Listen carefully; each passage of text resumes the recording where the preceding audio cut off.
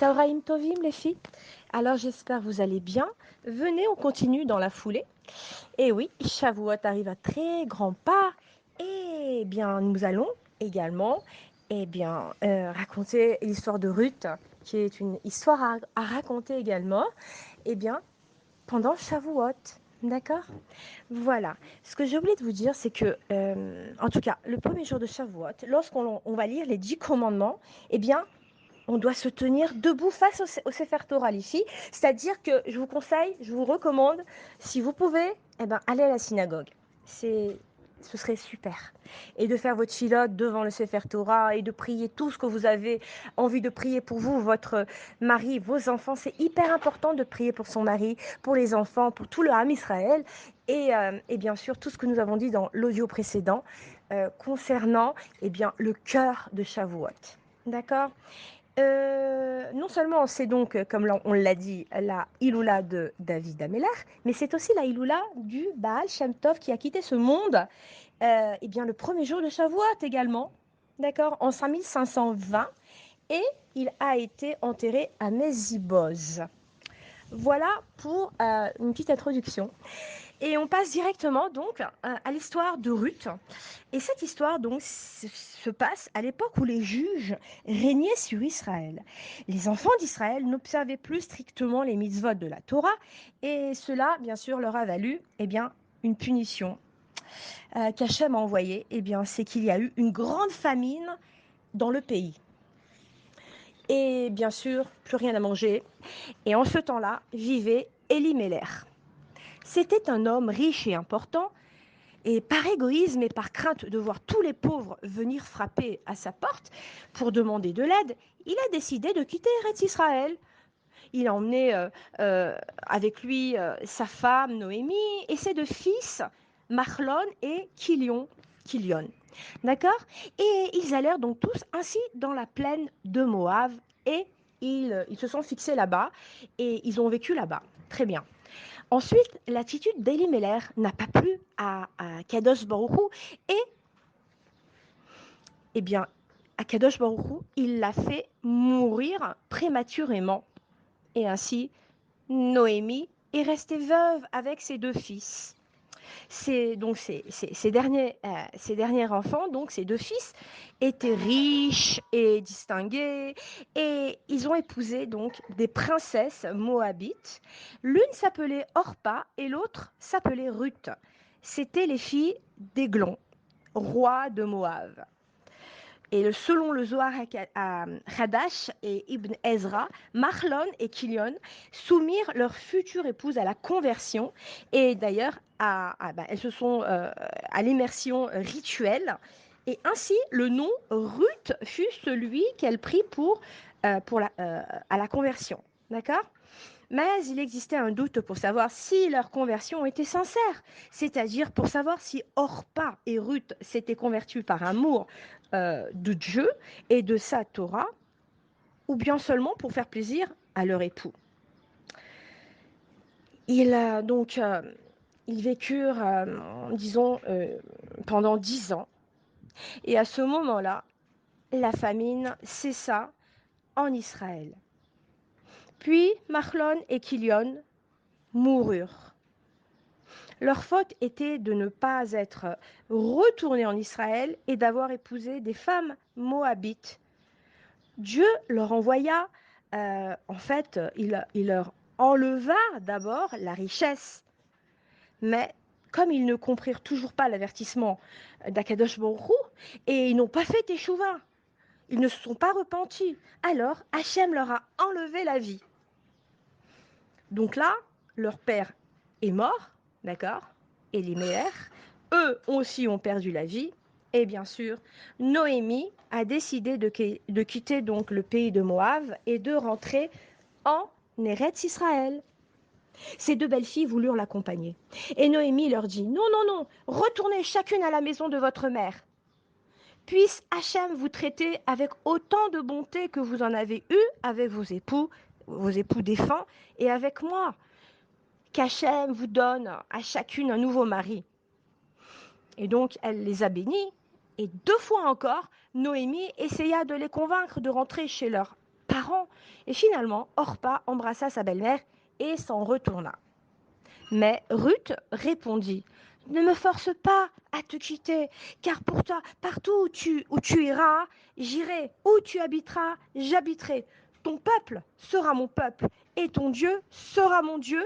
Où tu mourras, je mourrai. Et là, je serai enterrée. Ruth montra ainsi sa résolution absolue d'être juive et d'accepter toutes les mitzvot.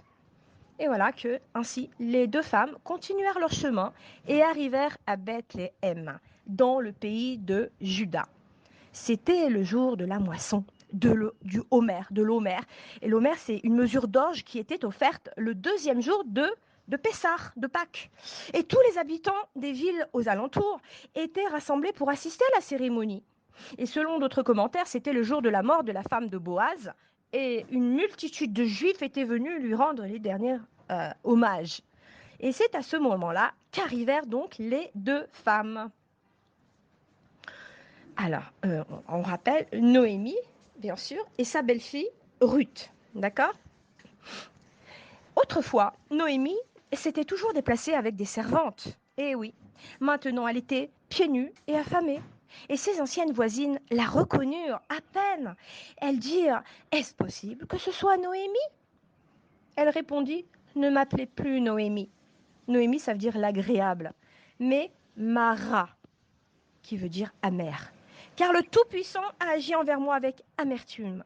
Il m'a puni pour avoir quitté Eretz Israël pendant la famine, afin d'éviter de mourir, de nourrir les pauvres. Et comme il fallait bien se nourrir, alors Ruth dit à Noémie: Écoute-moi, écoute-moi, ma belle-mère, laisse-moi aller au champ, et je glanerai les épis de blé derrière quelqu'un, aux yeux de qui je trouverai grâce. Et selon la Torah, il faut savoir qu'il est interdit à un moissonneur de retourner ramasser les gerbes qu'il a oublié de cueillir. Et celles-ci, elles appartiennent bien sûr aux pauvres. Et donc, Noémie répondit: Va, ma fille, va. Ruth montra ainsi la noblesse de son caractère.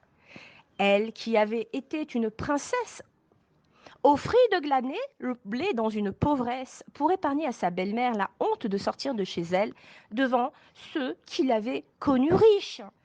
Noémie, par son mari, avait un parent proche. Et c'était un neveu qui était un homme puissant et fortuné. Et son nom était Boaz. C'était le fils du frère d'Élie-Méler. Quand Ruth alla pour glaner, dans un champ derrière les moissonneuses, son destin la conduisit dans le champ de Boaz. Ce jour-là, alors que ce n'était pas son habitude, Boaz vint dans son champ. Et quand il vit l'attitude modeste de Ruth, il se renseignait pour savoir qui elle était. Elle se tenait en effet debout pour glaner les épis sur pied, et elle s'asseyait en glanant les épis tombés par terre, en laissant bien pendre sa robe, alors que les autres femmes retroussaient leurs jupes. Les autres femmes plaisantaient avec les moissonneurs, alors que Ruth restait sur la réserve. Les autres femmes glanaient entre les gerbes, tandis qu'elle, Ruth, ne ramassait que ce qui était vraiment abandonné. Le serviteur chargé de surveiller la moisson dit à Boaz: C'est la Moabite qui est revenue avec Noémie du pays de Moab. Ayant appris que la jeune femme était la belle-fille de Noémie, et donc une parente à lui, Boaz montra un intérêt tout particulier pour Ruth. Et il alla vers elle et il lui dit: Écoute-moi bien, ma fille, ne va pas glaner dans un autre champ. Reste près de mes jeunes servantes et garde les yeux fixés sur le champ qu'elles sont en train de moissonner, et tu vas les suivre. Si tu as soif, va te servir de l'eau que les serviteurs ont puisée également. Boaz, en fait, avait l'intention de dire à ses servantes de laisser tomber exprès des épis pour que Ruth puisse glaner largement. Ruth alors remercia Boaz pour sa générosité. Elle s'inclina et loua Akadosh Baruch Hu pour sa bonté. Et oui, il faut remercier Hachem à tout moment et pour tout. À l'heure du repas, Boaz l'invita à partager son repas et celui de ses serviteurs. Modestement, Ruth s'assit, non pas derrière eux afin de les observer, mais à côté d'eux. Elle mangea et fut rassasiée. Puis elle se leva et retourna au travail jusqu'au soir. Elle ramena chez Noémie un épha d'orge, ce qui était suffisant pour les nourrir, et elle et Noémie, pendant 5 jours. Et la voyant rentrer avec une si lourde charge, Noémie comprit que le propriétaire du champ où Ruth avait travaillé était particulièrement bien disposé. Alors elle demanda à sa belle-fille: Où as-tu travaillé aujourd'hui? Ruth répondit: Chez Boaz. Cet homme a été très bon pour moi. Il m'a invité à rester dans ses champs jusqu'à la fin de la moisson de l'orge et de celle du blé. Et Noémie répondit alors: C'est bien ainsi.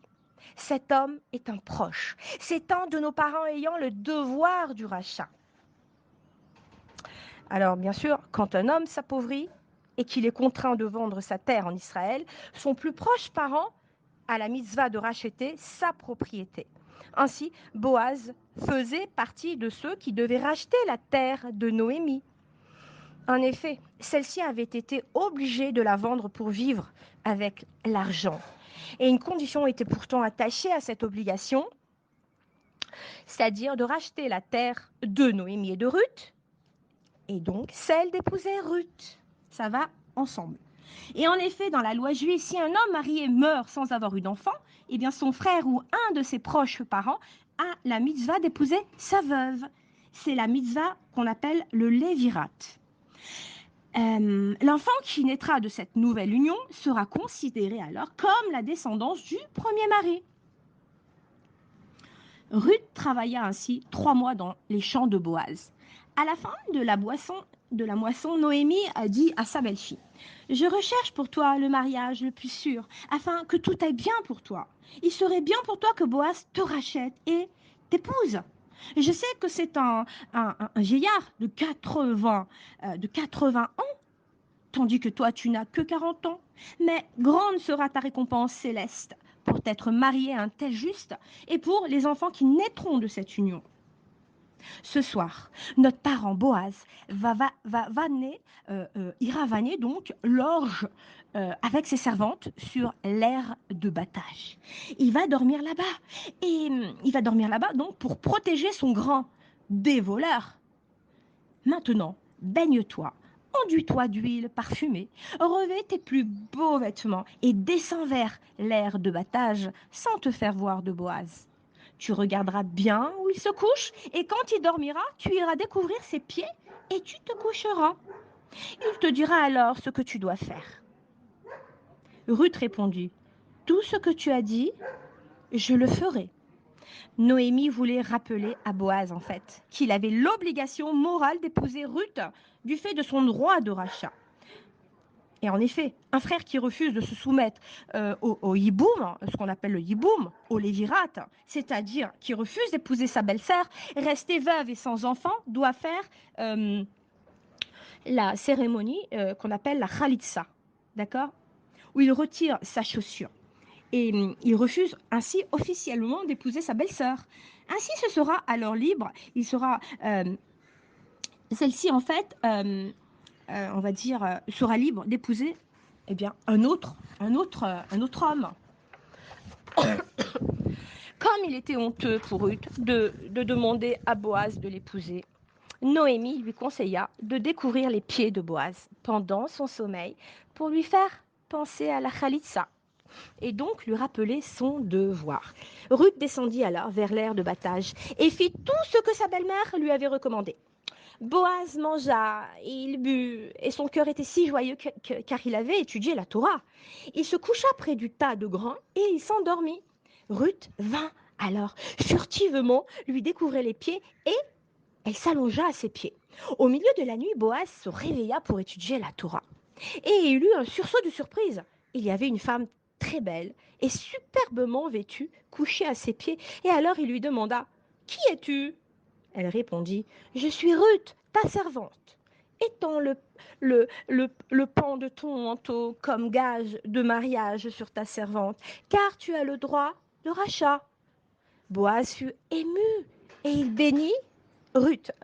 Ce juste reconnut que la mission de cette femme était difficile et qu'elle avait mené sa mission entièrement, les Shem Shamaim, l'Ishma, pour l'amour du ciel.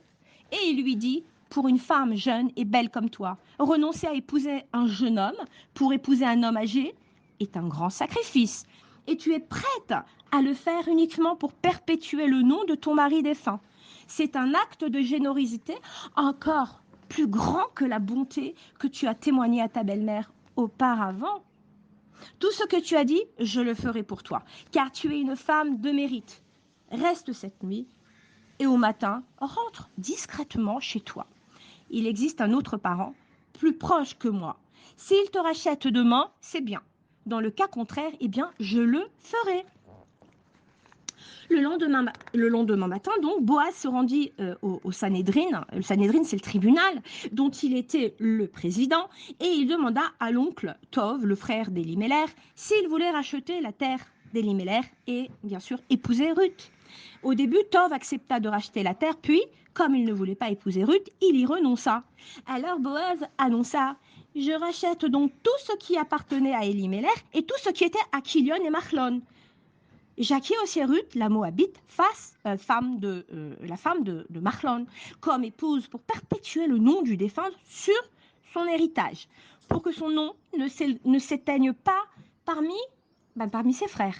Alors, tous ceux qui étaient présents et les anciens ont dit: nous sommes témoins qu'Hachem fasse que la femme qui entre dans ta maison soit comme Rachel et Léa, et qui toutes deux ont construit la maison d'Israël.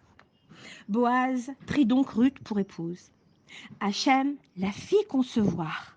Boaz, il faut savoir qu'il mourut la nuit de son mariage. Le temps de la grossesse écoulé, Ruth mit au monde un beau garçon. Noémie prit le nourrisson et elle le mit à son sein. Et elle put miraculeusement l'allaiter. L'enfant fut appelé Oved, qui veut dire serviteur, à titre de bénédiction pour qu'il serve Dieu de tout son cœur. Il fut le père de Jessé, qui fut lui le père du roi David. Et nos sages affirment que Ruth vécut une vie très longue, puisqu'elle put voir de son vivant son royal descendant, le roi Shlomo, fils du roi David, sur son trône. Et voilà, les filles. Voilà. Donc, ce sont les générations, nous allons les citer, les générations de Pérec, fils de Yehuda. Pérec a engendré Égron. Égron a engendré Ram. Ram engendra Aminadav. Aminadav engendra Narshon. Narshon engendra Salma. Salma engendra Boaz. Et Boaz engendra Oved. Oved engendra Jessé. Et Jessé engendra David. Voilà les filles, pour la belle histoire de Ruth. Je vous dis à bientôt. Et je suis très très contente, Be'ezrat Hashem, d'avoir partagé cette histoire avec vous. Je le fais pour donner beaucoup de nachat à Hachem, de satisfaction. Et je le fais lishma. Et j'espère que avant cette fête de Shavuot, vous aurez l'occasion d'écouter cette merveilleuse histoire et que vous aurez la motivation d'aller à la synagogue et de remplir les fonctions qui sont d'être, de prier et d'assister à recevoir la Torah, comme dans les autres audios que nous avons écoutés hier, c'est-à-dire les 2 autres audios que je vous ai envoyés. Voilà, et je vous dis alors Chag Sameach et Chag Sameach, que nous recevions la Géoula Berachamim, que nous formions tous un gouffre, une neshama, un corps, une âme, et que nous puissions voir de nos yeux vivants, de vie, le Mashiach Tzidkenu,